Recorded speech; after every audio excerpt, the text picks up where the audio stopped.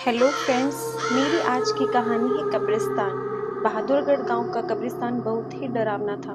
कोई भी इंसान रात में कब्रिस्तान के अंदर कदम तक रखने की हिम्मत नहीं करता था और इसका कारण था मुर्दों की आहट। जब भी कोई इस कब्रिस्तान में अकेला आता या जाता था तो मुर्दे उसका पीछा करते थे। जैसे ही उन मुर्दों की आहट सुनकर पीछे घूमता, वहीं पर उसकी मौत हो जाती थी।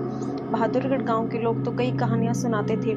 सुनील ने कहा, मेरे मामा जी एक रात कब्रिस्तान के रास्ते से आ रहे थे। वो बहुत डरे हुए थे, इसलिए हनुमान मंत्र पढ़ते हुए आ रहे थे।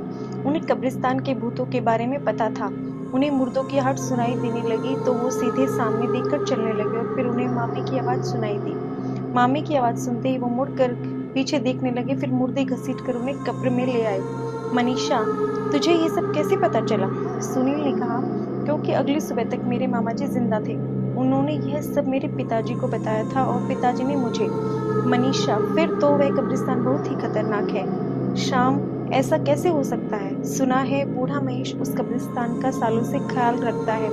मनीषा, हाँ, तो वो अगर उस कब्रिस्तान में मुर्दे हैं तो महेश अभी तक जिंदा कैसे है? शाम, चलो उसी से पूछते हैं। तीनों यह सच जानने के लिए महेश के पास पहुंच गए। सुनील ने कहा, महेश काका, मुझे आपसे कुछ जानना है। महेश ने बोला, यही ना, किस कब्रिस्तान में मुर्दे सच में जिंदा होते हैं या नहीं? तो सुनो, होते हैं। रोज रात इस कब्रिस्तान के हर मुर्दा जिंदा होते हैं और हर जिंदा इंसान का पीछा करते हैं। मनीषा कहती है, अगर ऐसा है तो तुम्हारा भी पीछा किया होगा, तुम कैसे बच गए? महेश ने कहा, इसके लिए तुम्हें मेरी कहानी सुननी होगी। श्याम ने कहा, हाँ हाँ, सुनाओ काका। महेश ने कहा, आज से 35 साल पहले की बात है। मैं और मेरा देश दोनों मैं और मेरा दोस्त दोनों अनाथ थे और काम की तलाश में बहादुरगढ़ पहुंचे।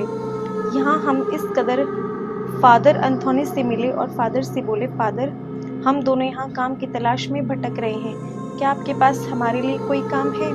फादर ने कहा, काम तो है पर बहुत डेंजर है, तुम दोनों की जान भी जा सकती है। सुरेंद्र ने कहा, वैसे भी हम भूख से तड़प तड़प कर मर जाएंगे, चारों ओर सूखा छाया है, कोई काम नहीं। फादर ने कहा, ठीक है।